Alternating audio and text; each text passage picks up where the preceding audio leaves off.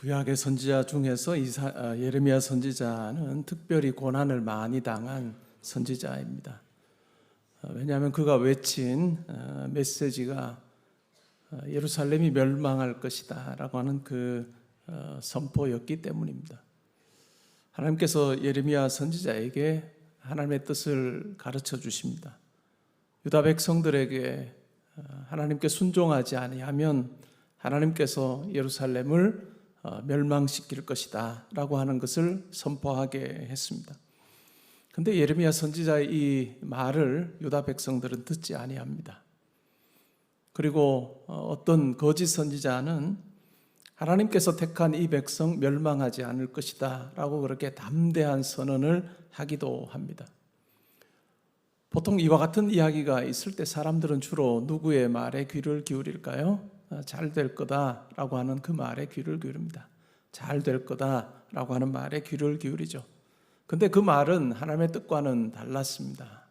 때로는 웅덩이에 빠져서 고난을 당하기도 하는 어려움을 겪었습니다.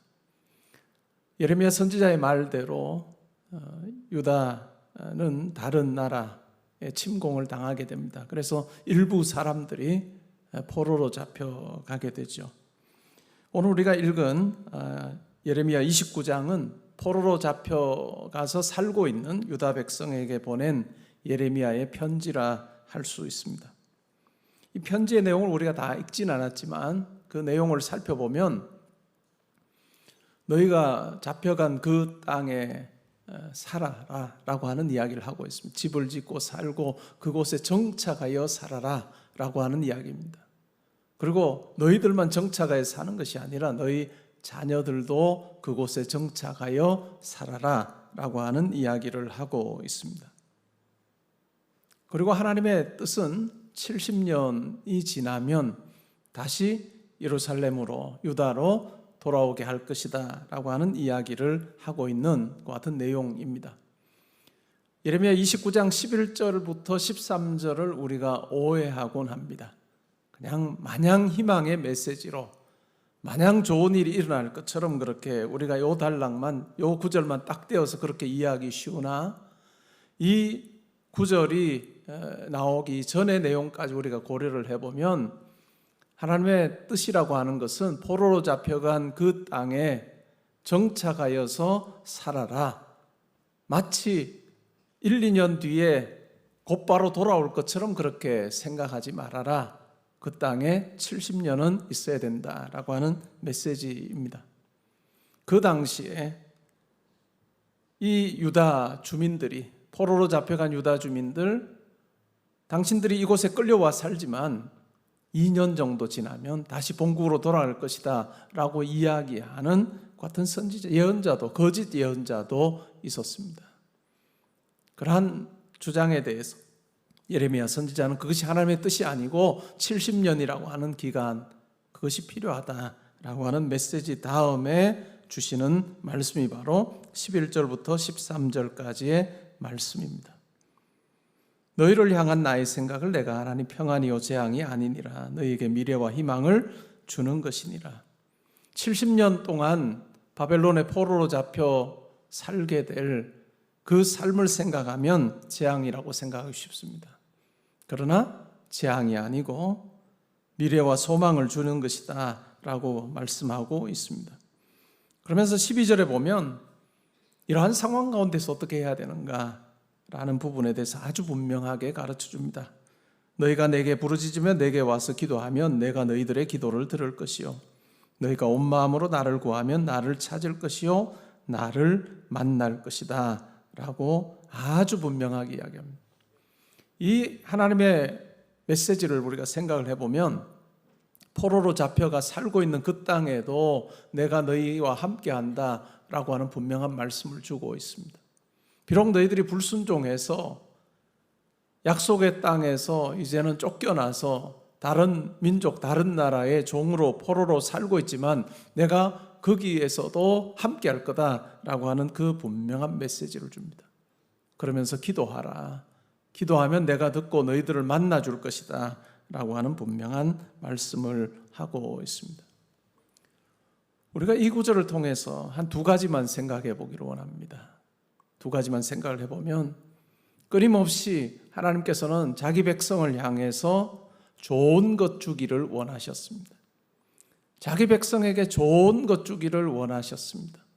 그래서 하나님께서 선지자를 보내어 하나님의 뜻이 무엇인지를 아주 정확하게 알게 하셨습니다. 많은 선지자들로 하여금 그것을 선포하게 하셨죠. 예레미야 선지자뿐만 아니라 하나님께서는 많은 선지자를 보내셔서 돌이켜야 된다, 하나님만 섬기는 그 자리로 돌아와야 된다라고 거듭거듭 말씀하셨습니다.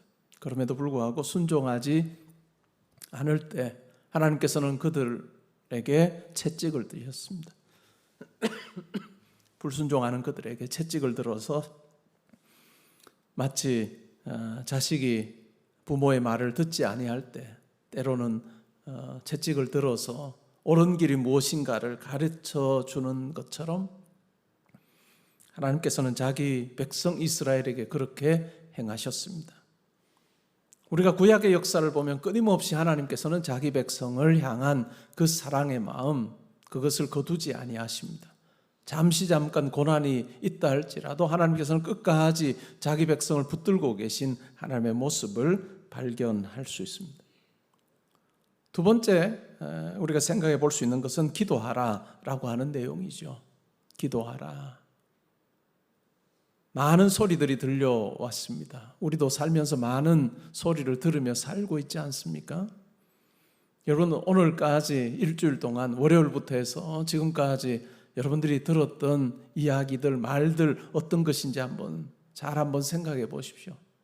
직장에 출근하여 또 친구들과 동료들과 대화 나누었던 많은 이야기들을 생각해 보면 우리는 많은 소리들을 들으며 삽니다. 그런데 그 소리만 있어서는 안 됩니다. 세상을 향한 소리들, 세상에서 어떻게 잘 사는지와 관련된 소리들, 그리고 아무도 책임질 수 없는 우리 인생을 향한 그와 같은 소리들에 우리가 귀를 기울이고 산다면 이스라엘 백성들처럼 우리 또한 우리의 삶이 어떻게 펼쳐질지, 이루어질지 우리는 아무도 장담할 수 없는 삶입니다. 그러나 우리가 기도의 자리에 있을 때 비로소 하나님의 음성을 듣게 됩니다. 기도의 자리에 있을 때 하나님께서 우리에게 들려주시는 그 음성을 듣게 되고 그 하나님의 뜻과 그 하나님의 마음을 알게 될 때 우리의 삶을 하나님의 말씀에 맞출 때 우리에게 들려주시는 그 음성에 귀를 기울이고 그것에 따라서 우리의 삶을 살 때 비로소 우리의 삶은 든든할 수 있습니다. 아무도 책임질 수 없는 그와 같은 다른 사람의 소리에 휘둘려서 사는 삶이 아니라 나를 가장 사랑하시고 나에게 가장 좋은 것 주기를 원하시는, 그리고 모든 것을 다 아시는, 내 인생의 마지막 호흡까지 지금 알고 계시는 그 하나님의 음성에 우리가 귀를 기울이고 사는 것만큼 지혜로운 것은 없을 것입니다. 그러기에 우리는 기도해야 하는 것입니다. 우리는 기도해야 하는 것입니다. 여러분, 기도하는 성도의 삶과 기도하지 않는 성도의 삶이 어떨까요? 천지차이입니다. 기도하지 않고 사는 성도는 그냥 자기 생각대로 삽니다. 자기 생각대로 살고 자기 생각을 이야기하며 살 수밖에 없습니다.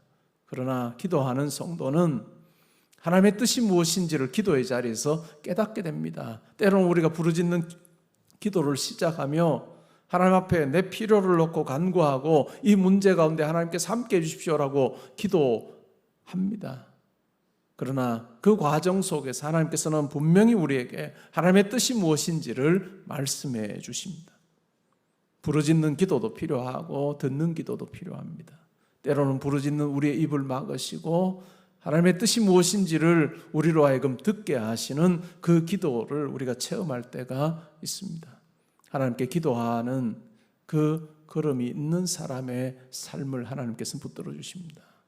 여러분의 인생의 숲에 기도하는 그 자리로 나아가는 그 길에 많은 잡초가 우거져 있지 않은지 한번 살펴보십시오. 기도의 자리로 나아가지 않아서 잡초가 무성하여서 마치 황폐한 땅처럼 되어버린 여러분의 기도의 자리가 아닌지 한번 생각해 보시면 좋겠습니다. 이번 하반기를 시작하면서 하나님 앞에 결단하시면 좋겠습니다. 하나님, 제가 기도하는 자로 살겠습니다. 하나님 앞에 나아가 하나님의 뜻을 구하며 하나님께서 저를 통해 이루실 일이 무엇인지에 대해서 하나님, 제가 알기를 원합니다. 우리가 하나님 나라 갔을 때 후회하지 않기를 원합니다. 우리가 기도하지 않으므로 하나님께서 우리를 통해서 이루실 많은 선물 보따리를 그냥 풀지도 않으시고 그냥 하늘 창고에 그냥 쌓아두신 채 우리의 인생이 그냥 흘러가고 있지 않은지 우리가 잘 생각해 보면 좋겠습니다. 말의 신비를 여러분 아시지 않습니까? 다른 동물들은 말을 하지 못합니다. 그러나 인간은 말을 하며 삽니다. 근데 우리가 하는 말의 대부분이 사람들과의 말로만 되어진다면 그것만큼 불행한 것은 없을 것입니다. 어떤 문제를 가지고 친구들과 이야기할 수 있지요. 친구에게 어떤 필요를 구할 수도 있고 나눌 수도 있죠. 우리의 마음이 조금 가벼워질 수는 있습니다. 그러나 금방 다시 똑같아집니다. 근데 우리가 친구에게 하는 그 말수를 조금 줄이고 그 시간에 하나님께 뜻을 정하여 하나님 앞에 엎드릴 때 하나님께서 우리가 드리는 그 기도를 들으시고 우리를 만나 주실 것이고 또한 우리에게 말씀하여 주실 것입니다. 여러분, 어떤 삶을 사는 것이 더 복될까요?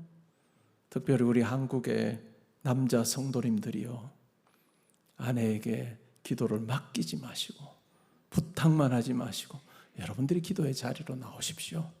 여러분들이 기도의 자리로 나오십시오. 여러분, 회사 생활할 때 여러분들이 프레젠테이션을 해야 돼요. 근데 여러분, 아내가 와서 프레젠테이션 한다면 회사의 사람들이 뭐라 할까요? 왜 저기 데려왔어? 당신이 해야지 라고 하는 이야기를 할 것입니다. 유독 한국의 남자 성도님들이 아내에게 기대는 경향이 강합니다. 미국과 영국만 해도 안 그렇습니다. 근데 한국은, 저는 거꾸로 보면 한국의 여자 성도님들이 기도를 더 열심히 한다, 저는 좋게 보려고 하는데, 이제 우리가 하반기를 시작하면서는 우리 각자가 좀 하면 좋겠습니다. 마음에 뭔가 오십니까? 남자 성도님들이요, 제가 남자 편을 들 때가 많았지만 기도할 때만은 우리 각자가 내가 기도하러 나와서 엎드려야 된다. 내가 기도하러 나와서 엎드릴 때 하나님께서 들으시고 하나님께서 여러분 한 분 한 분을 향해 가지고 계시는 놀라운 일들을 말씀하여 주시고 우리가 가지고 있는 어려움들을 들으시고 하나님께서 가장 선한 길로 인도하신다 하는 확신 가지고 기도하는 그런 하반기가 되면 좋겠습니다. 특별히 한국교회 전통에 보면 여름은 기도하는 계절입니다. 놀랍지 않습니까? 한국교회가 성장한 그 원인이 뭘까? 여러 가지일 것입니다. 근데 한국이 막 부흥하던, 한국교회가 부흥하던 그 시기에 여름에 산상 집회들이 참 많았습니다.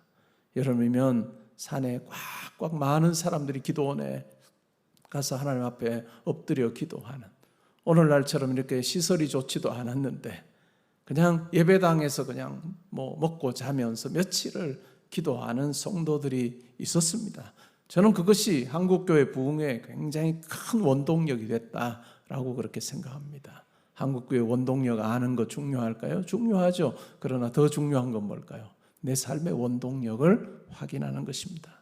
내 삶의 원동력을 확인해서 내가 기도하며 하나님 앞에 엎드릴 때 하나님께서 이 문제 가운데 함께 하셔서 내가 가진 생각보다 더 아름답게 해결해 주시고 우리의 인생길에 하나님 앞에 계획하는 뭔가를 아뢰을 때 내 계획보다 더 나은 것으로 응답하여 주시는 그 하나님을 만나면 좋겠습니다. 그래서 여러분 한 분 한 분의 입에서 내가 구하거나 바라는 것에 넘치도록 하시는 하나님을 내가 만나며 삽니다 하는 이 복된 고백하며 사시는 여러분 되실 수 있기를 주님의 이름으로 축복합니다. 아멘.